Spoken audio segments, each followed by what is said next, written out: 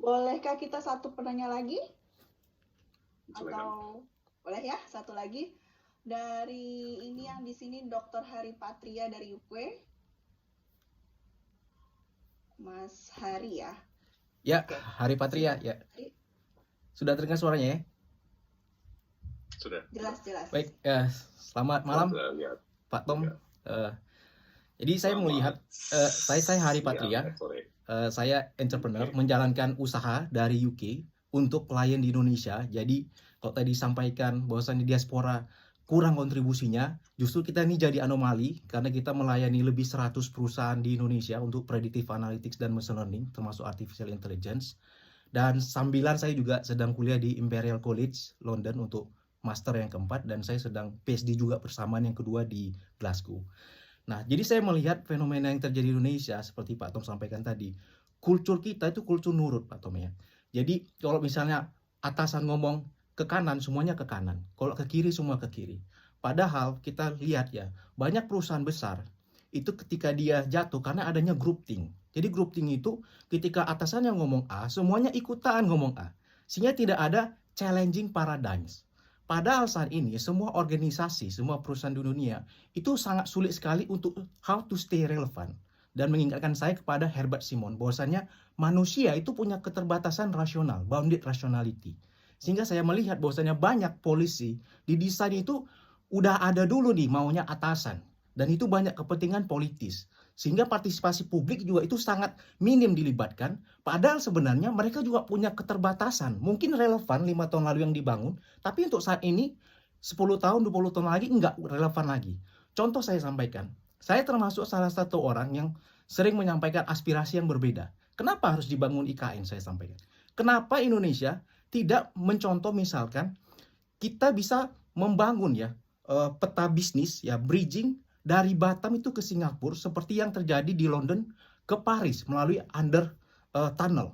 Dan itu nilai secara ekonomi yang sangat besar karena itu profit before EBITDA-nya itu 300 juta pound sterling ya per tahun, itu before EBITDA. Dan dia menghemat ya itu carbon emission dari penerbangan yang harusnya jangka pendek itu dengan adanya train ya, itu efisiensi yang mode transportasi yang paling efisien di dunia. Jadi saya kebayang kenapa menghabiskan ya lebih 500 triliun untuk hal-hal menurut saya nggak strategis.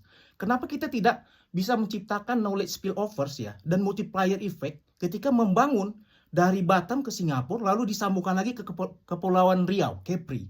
Itu dampak ekonomi, knowledge exchange informasi pasti sangat besar karena kita tahu bahwasannya Singapura itu menjadi hub untuk financial dan teknologi dan edukasi.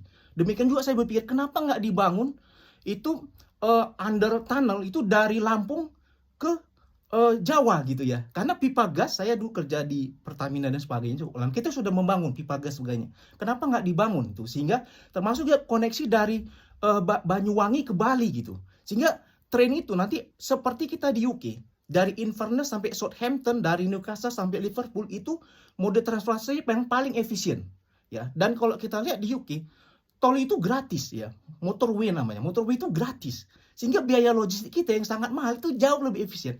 Saya percaya Pak Tom ya, saya belajar macam-macam, saya belajar ekonom, data science dan macam-macam strategik. Saya percaya bahwasannya daya saing Indonesia itu akan naik ketika kita kembali kepada industrialisasi, dan ini akan menciptakan banyak lapangan pekerjaan. Yang saat ini kita lihat bahwasannya anak-anak muda kita kesulitan mencari kerjaan karena memang ada faktor secara struktural ya, terjadi deindustrialisasi. Jadi industrial competitiveness kita itu turun sebenarnya. Sehingga banyak yang relokasi ke negara-negara tetangga. Dan salah satunya ada biaya logistik, termasuk aspek-aspek terkait dengan iklim investasi. Nah, ini saya ingin sekali mendengar dari Pak Tom, harus ada terobosan. Karena saya sih jujur ya, saya tidak percaya ilusi para politisi yang mengatakan 2045 itu Indonesia emas. Karena kalau kita lihat dari indeks ekonomi, daya saing, termasuk ini urusan tadi paspor. Paspor kita teman-teman itu di bawah Timor Leste. Saya sebagai orang Indonesia saya sedih sekali. Timor Leste peringkat 50, kita peringkat tuh 60-an. Ya secara kapasitas paspor kita, kekuatan paspor kita. Termasuk juga indeks-indeks yang lain. Jadi saya kira ini perlu terobosan yang benar-benar disruptif ya. Karena saya melihat arah pembangunan kita tuh nggak relevan. Karena berpikir seperti masa lalu gitu. Karena di dunia ini orang tuh membangun infrastruktur digital, tapi kita berpikirnya infrastruktur yang terlihat itu bangunan beton gitu ya. Saya sebagai orang digitalisasi, kenapa nggak digital transformation yang dijalankan? Infrastruktur fisik juga penting, tapi aspek-aspeknya ini lebih strategis. Kira-kira itu, biar supaya nggak terlalu panjang. Terima kasih ini, Pak Tom sama Mas Usama. Silakan. Terima kasih sekali, Mas Hari. Luar biasa.